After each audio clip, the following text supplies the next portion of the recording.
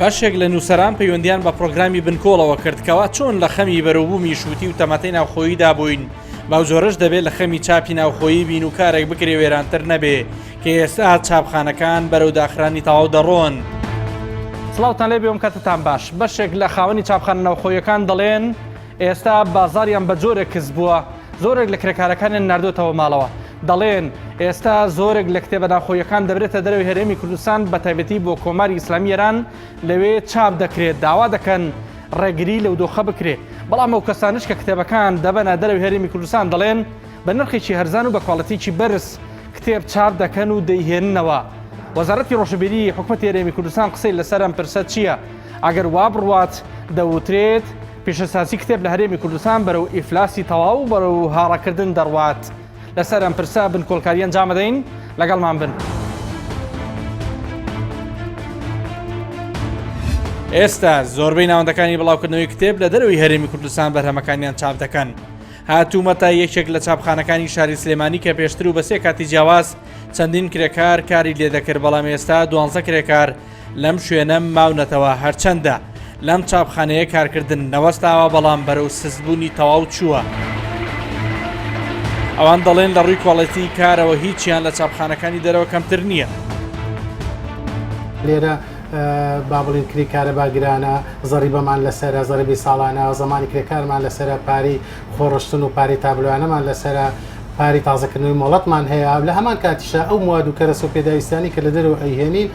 گومرگێکی زۆری لەسرە. یعنی یەکێک لەو شتانی کە معادلەکەی با بڵین لاسان کردووە ئەوەیە کە کاتێک کارێکی چاپ لە دەرەوە کرێ بە تەنها مەبەستم کتێب نیە، هەموو جۆرە کارێکی چاپ لە دەرەوە کرێتەوە گومرگی لەسەر نییە یاخود ڕسوماتێکی زۆر ڕەمزی لەسرە. بەڵام ئێمە کە کەرەسە و پێداویستەکانی هێنین گومرگێکی زۆری لەسرە. ئەمە وای کردووە کە چۆنەڵێ ئێمە ناتوانین ئەو کێبڕکێ بکەین. بەڵێ باش لە بڕووی کۆلیتیشەوە قساکرێڵێن لە دەرەوە لەگەڵەوەی نرخەکە هەرزانە یەک لە سەرسی ئێراکەوێ بەشێکی زۆریان واڵن، بەڵام بە کۆڵەتیی بەرزیژەی هێنەوە. کۆڵەتەکە لە ئاستیشی بەرزایە. قسەتان لەسەرەوە چییە؟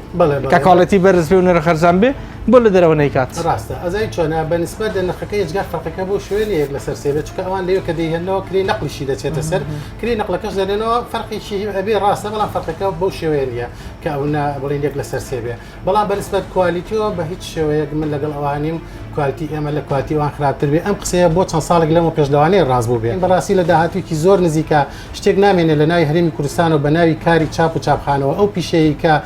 100 ساڵە مێژەکەی لای ئێمە و لەسەر دەستی کەسانی وەکو حسێن حوزنی مکریانی و پیرەمێردی نەمەر و کاکەی فەلاح دامەزرا بەڕاستی ئێمە پیشەیە لە دەستین و نامێنێ ئەو کاتە ئێمە بۆ چاپکردنی نامیلکەیەکیش ئەبێ چامان لە ڕەحمەتی سنوور بێ لەو سنوورانەوە بەمان بێتەوە. ئێرە چاپخانەکەی دەستگای سەردەما لە پێشتر 18 کەس لێرە کاریان کردووە، بەڵام ئێستا بە تەواوی داخراوە. چاپخانەکە لە توانایدا هەیە بەشێکی زۆری کتێبەکانی وەزارەتی پەروەردە چاپ بکات. ئەوەی لە ناو چاپخانەکە بۆ ئێمە سەرنجڕاکێش بوو بوونی چەندین کارتۆنی کتێبی نوێی چاپکراو بوو، بەڵام نەک لە بەرهەمەکانی ئەم چاپخانەیە بەڵکو دیار بوو لە ئێران چاپکرابوون. کە چوومە لای سەرۆکی دەستگاکە پێیوتم لە بەرهۆکارێکی تایبەت دوایین سێ کتێبەکانیان لە دەرەوەی هەرێمی کوردستان و لە ئێران چاپ کردووە. جۆرێک لە پاشاگردانی جۆرێک لە فەوزاباری کێشاوە بەسەر بازاڕی کتێب و چاپ و چاپەمەنی لە کوردستانە و ئەمە کاریگەریشی زۆر نەگەتیفی کردوتە سەر کار و ئیشی دەستگاکانی چاپەمەنی ئەوەندەی کە پەیوەست بێ بە باری چاپ و چاپەمەنی چاپخانەکانەوە لە کوردستانە. ئەمڕۆ بەداخەوە زۆربەی چاپخانەکان بە ناچاری یان دایان خستووە یان ئیشەکانیان ڕاگرتووە یان ئەوەتانێ ئیشێکی زۆر کزیان هەیە. وەزعی چاپخانەی سەردەم چۆنەکە کاتی خۆی 2 میلیۆن دلار درا بە ئامێری چاپ. بەڵێ بەنسبەت ئێمەوە تاوان ئێمە لەبەرەوەی کە چاپخانەکەمان چاپخانەیەکی گەورەیە،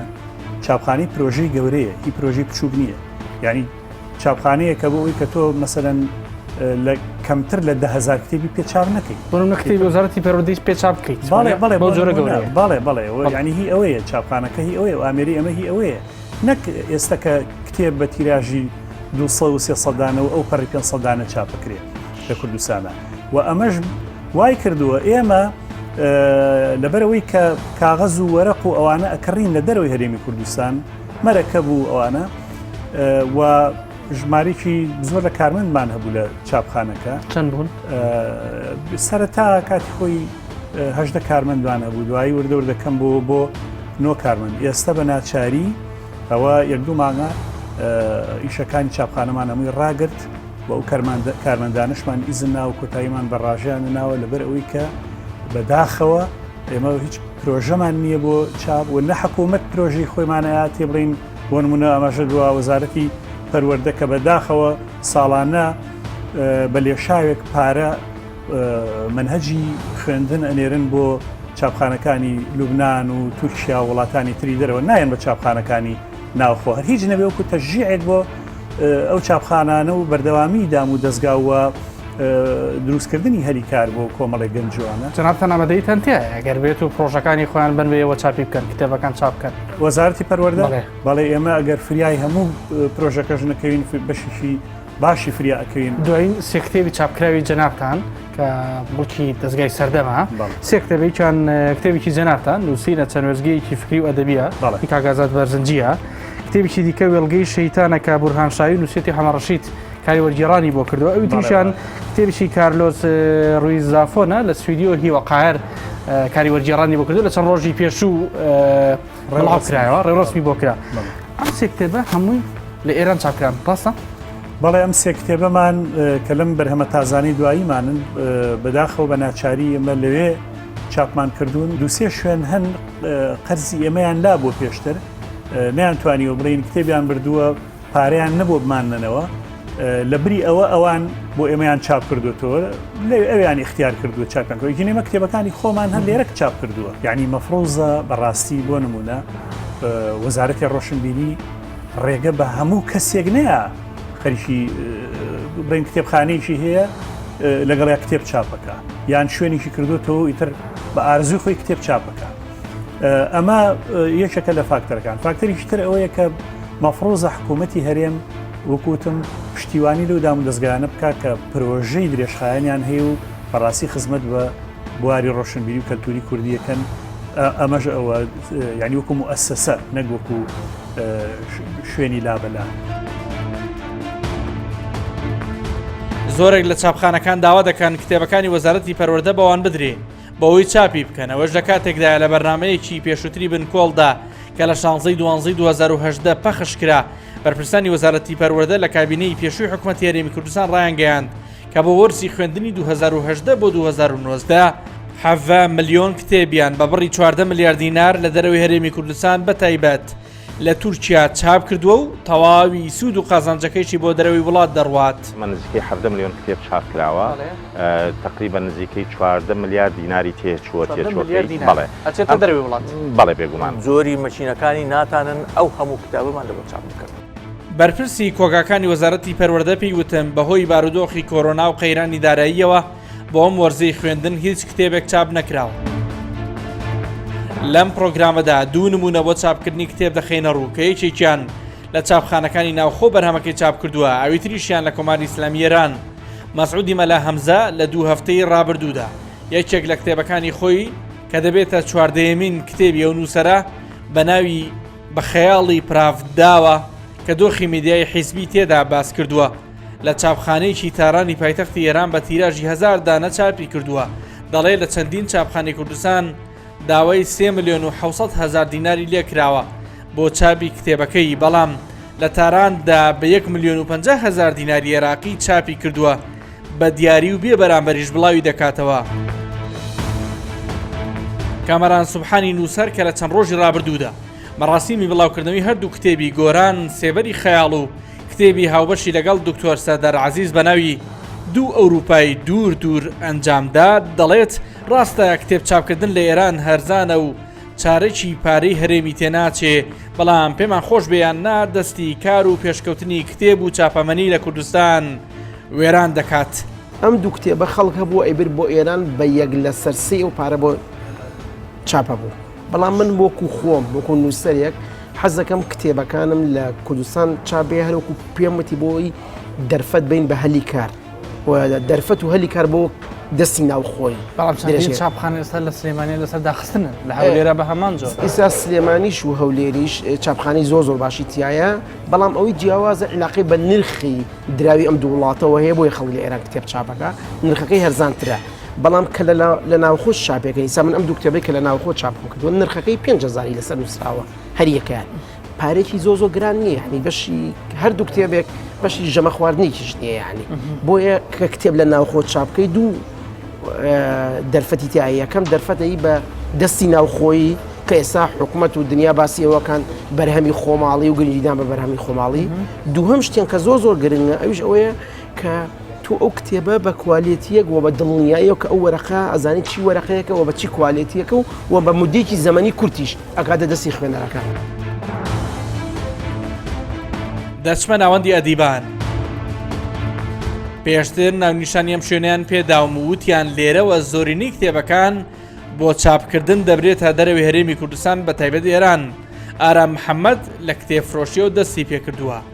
سەرنجی جیاوازی هەیە لەو کەسانی کە دەڵێن نابێت کتێب ببرێتە دەرەوەی کوردستان دەڵێ ئەگەر چاپخانەکانی کوردستان هەندێک نرخ هەرزان بکەن و کۆڵەتی کاریشیان بەرز بکەنەوە ئەوان ناچار نابن کتێبەکانیان بۆ چاپکردن ببەنە دەرەوەی هەرێمی کوردستان بۆ من جێگەی سەرنج بوو کە لێرە بینیم نۆ کتێب بە 8,000 دینار بە شێوی تاکفرۆشی دەست بکەوێ و لە لای کتێب فرۆشەکان کە بە جوملە پیان دەدرێت بە 6,000 پیان بدرێ بەڵام لە هەمان کاتدا ئەم نۆ کتێبە لە شوێنی دیکە بینیومانە بە 40,000 دینار دەفرۆشرێ هەندێکشیان دەڵێن بە هەمان جۆر هەر لە تاران چاپەکەی کەواتە جێگەی سەرنجە نۆ کتێب بە 8,000 دینار دەپرسم بۆچی چاپخانەیەک پیشەگەر بوو بێت و لە ئەوڵەوە ئیشی چاپ بوو بێت و بۆ پارەپیاکردن چاپخانەی دانە نابێت عین بۆ توجارەت پێم وانە دەرگای چاپخانەکانیان دابن و بەردەوامە بن ئینشاءڵڵا و هەندێکیان هەر ئەوان گلەیشیان هەیە هەر لە سەرەتا ئەو چاپخانە بوون گلەکانی ئەوان حەقی خۆشی بۆ بازرگانیش بیکات بەشێکی کەمی و کەسابەتیشی لەسەر نانە هەموو کەس مافی ئەوی خۆی بەشیش بژێوی ژیانی خۆی لە ئیشەکەی دەستکەوێت بەڵام شتەکان زۆرنەوەی کێ پەیوەندی بەوانەوەیە ئەسا من لێرە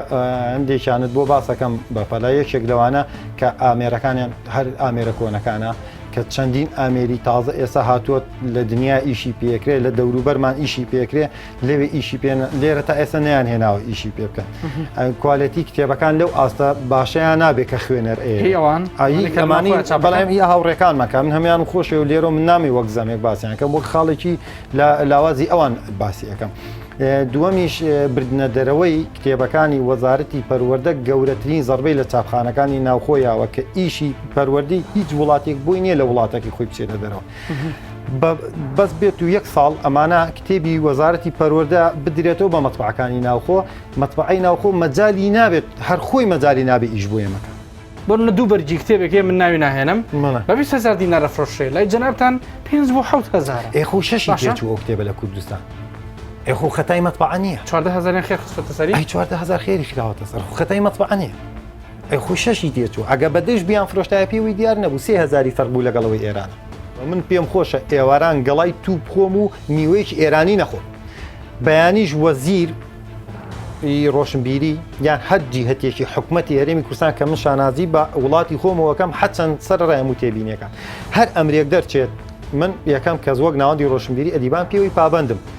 من پێم خۆشە بەڵام ئەم کتێبە ئەگەر نەبرێتە دەرەوە پێم وابێ لەو بینایە یەکەم کەس خوێنەر زەرەرەک خاوەنی ناوەندی جەنگەڵە ئەو یە سەردانی خەڵکەکە و داوایان لێکا کۆنتاک دروستکەن سەردانی ئەوی نەکردووە ئێو لە ڕێەوە چاپ ناکەن کەسێکی بازرگان ئەو خوب بە کەمترین کاتی لە سلێمانیە کەمترین کاتی لە کوردستانە زۆرترین کاتی ئەو لە دووبەیە لە ئیماراتە لە قەتەرە لە بەحرینە من دڵسۆزیەکەی لە چیە ئیش بۆ خۆیەکە بازرگانە هیچ پەیوەندی وەک بازرگانێکی کورتکەن ئەچێتە تارانی شەکە بەخوازمەتە بازرگانی کورد ئەو زیرەکی ئەویان هەبێت بەڵام ناسییت لە ڕێەوە تۆ کتێبەکان من لە ڕێ ئەوە نایکەم بەتەنها لە ڕێ هەرچەکە لەو کەسان من ئیشەکەم لە ئاستی ئەوە دەرچووە لە ڕێ کەسێکی و بە شخصی ئیشکە من بە تەندەر ئیشەکەم لە ئێرانیشا بە تەندەر ئیشەکەم لە سینیش بە تەندەر ئیشەکەم کێ هەرزانترین نرخم باتێ لای ئەوەی وەزیری ڕۆشنبیری حکوومەتی هەرێمی کوردستان بە تەلەفۆنەوەی پێوتم ئەو گرفتە تەنیا پەیوەندی بەوانەوە نییە بەڵکو پەیوەندی بە وەزارەتەکانی پلاندانان و پەروەردە و دارایی و ئابووریشەوە هەیە وتیشی ئێمە وەک وەزارەتی ڕۆشنبیری هیچ کتێبێکی خۆمان بۆ چاپکردن نانێرینە دەرەوە لە چاپخانەکانی ناوخۆ چاپی دەکەین وەزیر ڕۆشنبیری جەخت لەوە دەکاتەوە ئەم گرفتە کاتیە و زیاتر پەیوەندی بە دابەزینی بەهای تومەنی ئێرانیەوە هەیە هەرچەندە پرۆگرامی بنکۆڵ زانیوێتی لە دوایین سێ کتێبی خودی وەزیری ڕۆشنبیری خۆی دوو کتێبیان بە ناوەکانی چیانەشینانی زاگرۆس و حەسەن سەباح کە پێشکەشی کتێبخانەی هەژار مەکوریانی کردووە لە هەڵەبجا وەکو دیاری ئەوانش کتێبەکانی وەزیریان لە ئێران چاپ کردووە. خاوەنی ئەو کتێبخانەیە دەڵێ جیاوازی چاپکردنەکە لە ئێرە بۆ ئێران 2 ملیۆن دینار بووە بۆیە کتێبەکان بردوۆتە دەرەوە. دیارە ئێمە وەک کتێبخانەی هەژار مکریانی کە کاری چاپەکانمان ئەبینە دەرەوەی هەرێمی کوردستان هۆکارەکەی تەنها و تەنها ئەوەیە لە نرخە کەمترە و لە کەوالیچە کەوالیتێکی بەرزە. سەبارەت بەو پرسیارەی کە لەسەر کتێبەکانی جەنابی وەزیری ڕۆشنبیری کاکە حەمەی حەمەسەی کە کتێبەکان لەوێ ئەم کتێبانی کاکە حەمە هیچ ڕەبتێکی بە کاکە حەمە نییە. کاکە حەمە وەکو دیاری کتێبەکانی بەخشیەوە بە ئێمە کە ئێمە چاپیان بکەین و داهاتەکەیشی بۆ خۆمان بێ هیچ ڕەبتێکی بە کاکە حەمەوە نییە و دیارە من مقارڕێکم کرد لە کتێبی حەسەن سەباح نرخمان وەرگرتووەمانە ئەو جیاوازی کە لە نێوان سلێمانی و چاپخانەی کانی تارانە هەبوو دەتەنها لە کتێبێکە 2 ملیۆن و نیو دینار فەرقی و جیاوازی هەبوو. ئێمە بە خاتیەوەی کە خوێنەر بە نرخێکی هەرزانتر کتێبەکان گاتە بەردەستی بە هۆکارەکەی ئەو بوو کە لە ئێرانە چاپمان کرد وەک دیاری خۆمان کتێبی ژوودۆداکان دەکەین لە دیاری بۆ بەناوی بنکۆڵ. دەوترێ بەشێک لە خاوەن چاپخانە ئێرانیەکان لە ماوەی چەند ساڵی ڕابردوودا سەردانی بەشێک لە ناوەندەکانی چاپ و بڵاوکردنەوەیان کردووە بۆ ئەوەی وا بکەن تەواوی بەرهەمی نووسەران و خاوەن قەڵەمەکان ببەنە دەرەوەی هەرێمی کوردستان. ئەو نووسەرانەی دژن بەم کارە سەرنجی جۆراوجۆریان هەیە هەیەنە دەڵێن مەرامی سیاسی و مەسەبی و داگیرکاری کلتوری لە پێش ئەو کارانەیە هەندێکی تریان تەواو بە پێچەوانەوە بیردەکەنەوە. ئەم چات و نامەیە یەکێکە لەو نمونانی چاپخانە ئێرانیەکان لە ڕێگەی کچە کوردیزانەکانەوە دەینێرن بۆ چاپخانە ناوەندەکان بۆ ئەوەی کاری چاپ بدەن بەوان. ناوینشانی چەند خاوەن چاپخانەیەکمان دەستکەوت وەکتیمی پرۆگرامی بنکۆڵ پەیوەندیان پێوە دەکەین. هەندێکیان ئامادەنین لەو بارەیەوە هیچ قسەیەکیان هەبێ. مثلا چرا با خاطر چی نمیتونید مصاحبه کنی؟ ترجیح میدم مصاحبه نکنم مصاحبه ببخشید. بەڵام دوجار لەگەڵ ئاغای خوسرەوی شاهین ڕێک دەکەوین کە وەڵامی پرسیارە جددیەکانمان لەو بارەیەوە بداتەوە. هەندێک دەڵێن ئەو چاپخانانە کە بەو جۆرە بە هەرزانی کتێب چاپەکەن لە بنەڕەتە کاریان چاپی ڕێنماییەکانە بۆ سوپا یانە ئەو کارانەیە کە لەناو پاسداران لەناو سوپا بێ بڵاو بکرێنەوە لە ڕێی چاپخانەکانەوە دەکرێت وە قسێکی دیکەشەیە کە گوایە ئەو چاپخانانە کاریان بڵاوکردنەوەی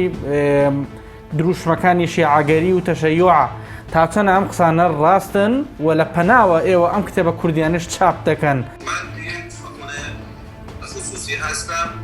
من خاوەنی چاپخانەی تایبەت بە خۆمم هیچ شتێکی زیادە و شاراوەشمان نیە. کاتێک کەسێک لە هەر وڵاتێک کارێکمان پێدەستپێرێت ئێمە سێری بازار دەکەین و نرخی کاغەز و شتەکان دەپرسین و دواتر نرخی کۆتایی و فاکتۆر ئینڤۆیس دەکەین بۆ مشتریەکەی دەنێرین. کاتێک مشتری کارەکەمان پەسەند دەکات ئەو کات کارەکەی بۆ ئەنجام دەدەین. نانا شتێکی وا لە ئارادا نییە.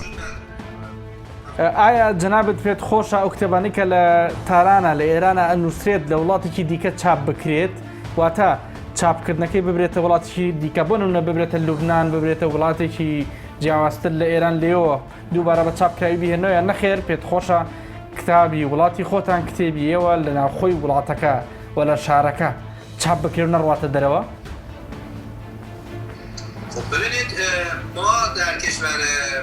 باشە تەماشا بکە ئێمە لە وڵاتی ئێران توانای چاپ و بەرهێنانی زۆر باشمانەیە.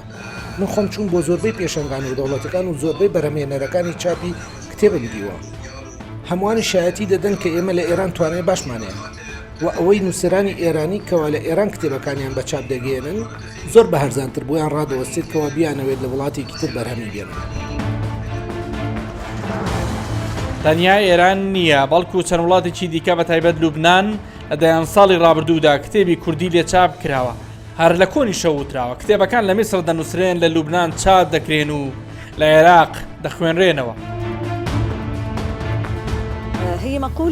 ئەو پندێکی بەناوبانگە کتێبەکان زۆربیان لە میسرن و چاپخانە پێشکەوتوەکان هەمیشە لە لوبنانن. زۆربەی کتێبەکان لە بەیروت چاپ دەکرێن وەگەلی عێراق ناسراون بە ڕۆشنبیری و زۆری خوێندنەوەیان. بەڵام بۆ ئەم جیلا نوێیە لەو باوەڕەدام بابەتەکان گۆڕاون. چاپی لوبنان لە ناو چاپخانەکانی جیهانی عەرەبی تا ئێستاش لەسەروی لیستەکان دێت تەنانەت لە چاپی ئەو کتێبانەش کە لوبنانیش نین.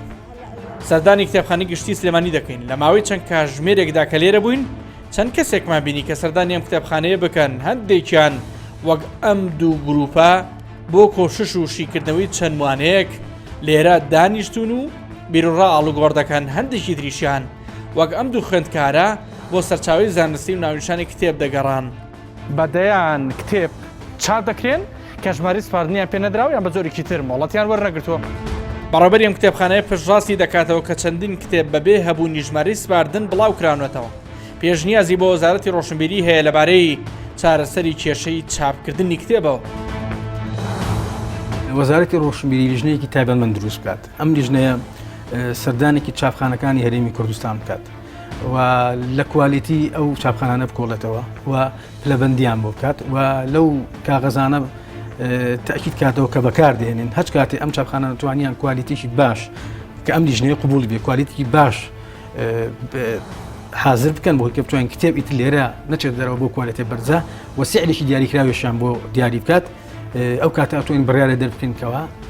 لە هەرێمی کوردستانە هەموو ئەو چاپکراوانە لەناو هەرێمی کوردستانە چاپ بکەن. بەڵێ زۆر کتێب هەیە لە کوردستان نەک لە دەروی هەرێمی کوردستان زۆرجار لەناو هەرێمی کوردستان و لە شارەکانی کوردستانیشە کتێب چاپ کراوە ژماری سپاردنی لەسەر نییە بەڵام ئەوە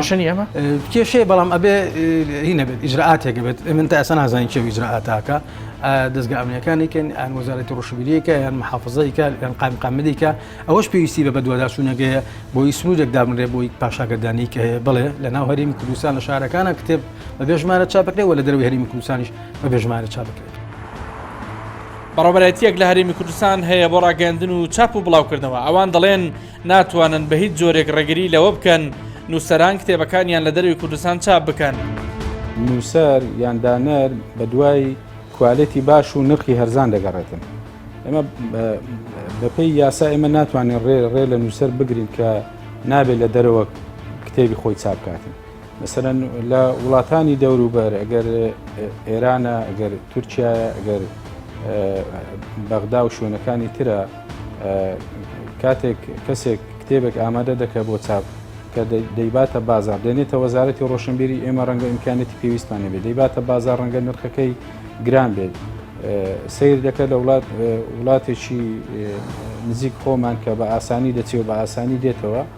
هەم کوالێتێکی باشتر لەوەی کە لێرە هەیە و هەم نرخێکی هەرزانتری دەست دەکەوێت لەبەرەوە دەیبە لەوێن دەرێت تەبعی دەکاتن بۆیە ئێمە بەپێی یاسا ناتوانین لەسەر کوالەتیە هەیە کاک شیروان ئەنی هەندێک قسە لەسەر کوالەتی دەرەوەی وڵاتی ژەکرێ ئەڵێن مەرج نییە کوالەتەکەشی زۆر باش بێ نمونەیەکیان پیشان ناوین خۆی هەموو کتێبێک هەڵسەنگاندنی بۆ دەکرێت لێژنەیەکە لەژنەی هەڵسەنگاندن هەیە لە ڕێگەی ئەم لێژنەیەوە ینی بڕیار دەدرێت ئەگەر کوالێتەکەی خراپێ بە تاکید وەرناگیرێت زۆر باشە کەواتە چارەسەر چییە بۆ دۆخێشیوە کاکەمی حەمەسایی وەزیر ڕۆشنبیری باسی لەوە کرد کە هەوڵێنە و کتێبانی کە وەزارەتی ڕۆشنبیری بۆ نمونە وەک جەنابەت باست کرد ئەم ساڵ تا ئەم کاتە 15 کتێبتان سپۆنسەری کردووە لە ڕووی دارایی و پشتیوانیان بوون بۆی کتێبەکان چاپ ببن ئەوانە لە چاپخانەی ناوخۆیی چاپ بکەن بەڵام چارەسەر چییە ئایا هەوڵێن ئەو کتێبانەی کە ئێوە سپۆنسەریەکەن مەرجتانەوە بێ نەبرێتە دەروی وڵات لە چاپخانەی ناوخۆیی چاپ بکرێت باسی ئیمکانێتی حکوومەتی هەرێم کرد لە سلێمانی لە ڕابردوو لە بودجەی پایتەختی ڕۆشنبیری شتێک ماوەتەوە تا ئێستا لەو فترەیە ژمارەیەک کتێب چاپ کراوە لەوەتەی جەنابی حەمە سەعید وەزیری ڕۆشنبیری نوێ دەست بەکار بووە بڕیاری ئەوە دراوە کە هەر کەسێک کە لە ڕێگای حکوومەتی هەرێم و لە ڕێگای وەزارەتەوە هاوکاری دەکرێتن پێویستە کتێبەکەی لە ناو خۆ چاپ بکرێتن نابێ باتە دەرەوە. سەرڕای هەبوونی قەیرانەکان بەڵام بۆ ساڵی 2019 لە سلێمانیدا 1970 کتێب ژماری سپاردنیان پێدراوە بەپێی ئامارێکی بەڕێوەبەرەتی کتێبخانە گشتیەکانی هەرێمیش بۆ ساڵی 2020 تا ئەم ساتە 841 کتێب لە هەولێر و 712 کتێب لە سلێمانی و 371 کتێبیش لە دهۆک ژمارەی سپاردنیان پێدراوە. لە کۆتایی ئەم پرۆگرامە لە نێوان دوو بۆ چوونی جیاواز کە هەندێکیان دەشبەوەن کە کتێبەکان لە دەروی هەرێمی کوردستان چاپ بکرێ و دەڵێن ئەگەر وا بێ ئەبێ دەرگای چاپخانەکان دابخەن بەڵام هەندێکی دیکەشیان کە کتێب دەبەنە دەروی هەرێمی کوردستان بە تایبەتی دەیبەن بۆ تارانی پایتەختی ئێران دەڵێن بە نرخێکی هەرزان و بە کۆڵەتێکی باش کتێب چاپەکەن لەبەرەوە بۆ سێ ڕێگەیان لێ بگیرێ بۆ چوونێکی دیکەش دەڵێت ئەمە ئەبێ بە بڕیارێک لەلایەن وەزارەتی ڕۆشنبیری حکومەتی هەرێمی کوردستانەوە ڕێک بخرێتەوە ئەم کێشەیە چارەسەر بکرێ تا بەرنامێکی دیکەم و لێک لە خۆشییا بن خواتان لەگەڵ.